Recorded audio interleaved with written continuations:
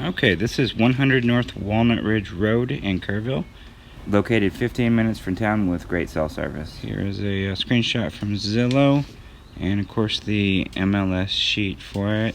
It does have water, septic, and electricity, and live water. Here's the lot outline on an aerial view. Here's one without the lot outline. You can see it's got a very unique shape to it. And here's Google Earth with a 3D perspective on the property. You can see you come up from the highway up on the hillside, and there's a valley, a creek bed, a draw, whatever you want to call it, through the middle. And there's more property on the back side. It's a pretty substantial draw. There's nothing mountain-like about it, but it is a good creek bed there, and you can see the lot lines pretty clearly on here.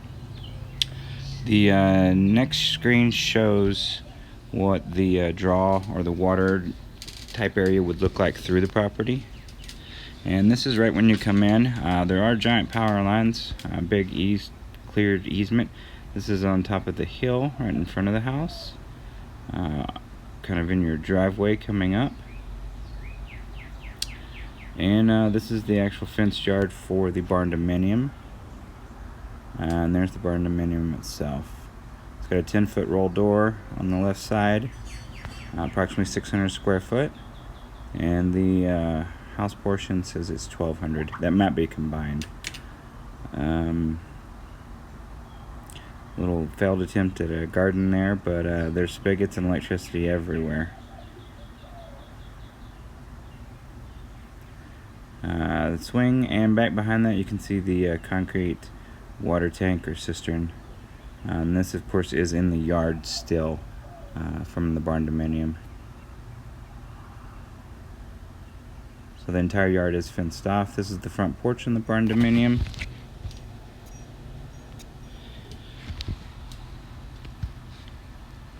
And a little faux historical marker talking about Texas independence, and this building wasn't there at the time. This is going around the back side of the barn dominium. Goes down to the creek back behind it. This is the back deck. There's a couple more shots of that coming up. And this comes out right from the back side of the barn portion of the barn dominium, and then coming around back around to the front side of the house. Going into the house, it immediately goes into a very large kitchen, and there's plenty of room back behind that. This is the other side of the kitchen, kind of the dining area. This is the main bedroom, and next is the closet, which is almost like another bedroom, but this is the bedroom in that closet in that bedroom. Here's the bathroom. Nothing crazy.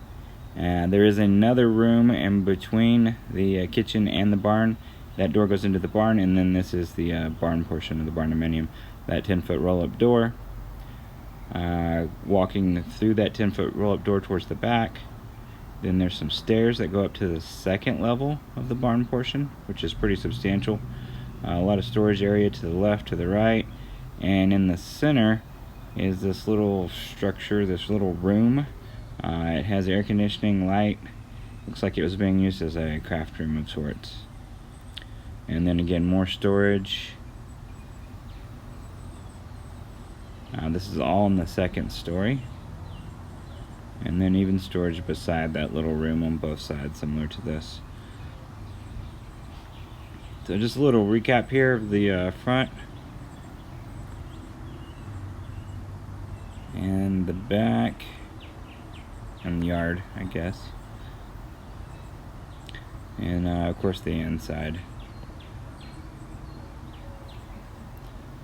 So now we took a journey down to the water, to the springs. Definitely looks like a creek bed down there. So there is some good flat property. There is a lot of valley, but there's quite a few good little flat property spots. Lots of cedar. Of course it is the hill country, but there is some oak mixed in there, and I think you'll see some of that a little later in the video.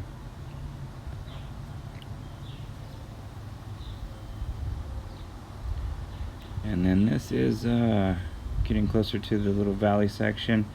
There are a few little cliffs on either side in different sections, and there is a lot of flat spots down there, definitely in the floodplain, but some cool spots to kind of hang out, check out, and enjoy the shade. So interspaced in here, you'll see a little bit of water like this, and then there's dry patches, and then a little bit of water and a little pool. The water was flowing, not excessively, but it did have a flow to it.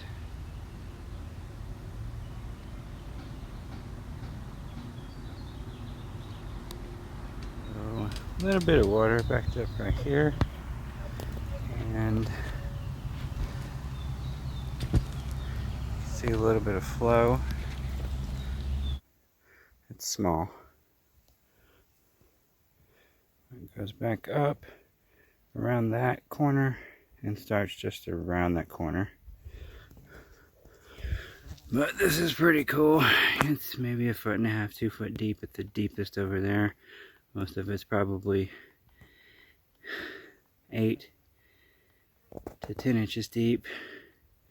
It's maybe 8 foot across from end away from me, and from side to side it's maybe 7 foot, maybe 8 foot, maybe a little off. This one is very similar to that first pool, except you can see much more and hear much more water flow. Again, not super deep and not super long or wide, but a good little collection area, I guess. And the water is coming from back up that way. I'm gonna move downstream and see what we come into here. Lots of frogs. Again, a little more water there. The creek or draw kind of spans and spins around quite a bit on this backside, and there's little pools just kind of here and there. It's a little bit of a cliff in this section, but further back it's pretty flat on the other side of the creek, as I'm going to call it. Oh, there's a bone down there for Teresa. She would love finding that down there. On this side of the creek, it's pretty flat. Now, granted, this is probably semi 100-year floodplain, or maybe even less.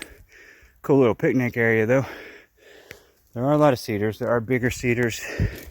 There are oaks kind of intermixed throughout it. Some big oaks on the other side of the creek. I saw at the corner of the property. And down here, we've got more water. So, kind of comes in here, spreads out, stops right there. But I see another little pool right there. It's a tiny one compared to the other two, but it is collecting, and you can see the flow coming into it. Very shallow right here. The creek snakes back around, and I followed all of it so far from the corner of the property on down. Lots of frogs, lots of birds, lots of animal tracks. You can see the creek snakes back that direction over there. Not so much a cliff here, and then it goes up in that one section. Very defined creek bed throughout the whole section here. This is pretty cool. Down closer to the creek, and I'm pretty good ways from the creek still, but as you can tell from my breathing, this seems to be a little bit more older, more mature tree area, forest. I mean, still lots of cedar, but there's some oak dotting it here and there. But I'm about to pass into this other area, and you can see there's not a whole lot of undergrowth. There's a lot of fallen trees and branches, but right up here it changes drastically. You can almost see the green line on the ground once I get out of the forest per se, and there's more grass growing. There's a fence line over there. There's a lot more scrub cedar, small cedar, some big cedar as well, and you can see the height of some of them. Some oak back in there, some oak back behind that, some oak there, you know. And then this is the line kind of right there. It goes into that forested canopied area where there's no undergrowth and not as much grass. It's pretty cool way it transitions.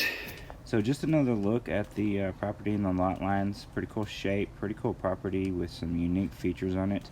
We're going to look at the creek one more time, or the creek bed. And then now we have the property valuation information. Of course, the owners live from out of town. We've got the market value, the assessed value.